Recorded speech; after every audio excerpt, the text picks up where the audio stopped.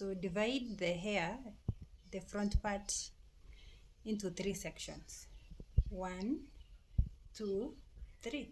So we're going to do this motion under, under, under, under, like this.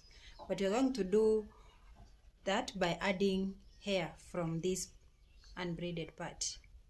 So let us start. You're going to use 3 fingers. You need this middle finger, forefinger, and the thumb. So these 3 fingers. So divide the hair into 3. So the first time you are not going to add any hair, so you just do 1, 2,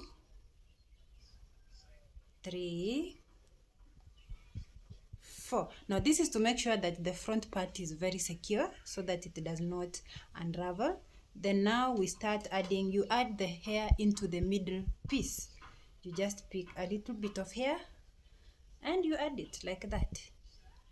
We said we are adding the hair into the middle piece. So you see, like this. The piece in the middle is this one. It is the one we are going to add hair. Just pick a little, like that.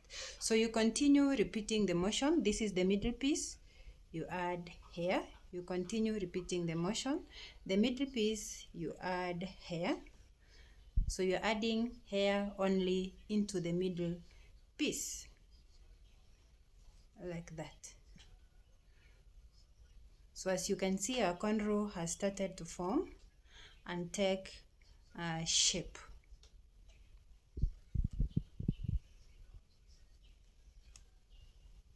So you continue, add the hair into the middle piece.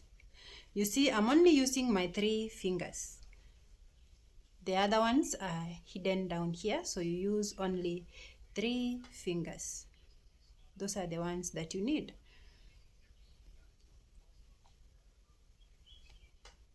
So you add the hair into the middle piece. Repeat the same until you finish your cornrow.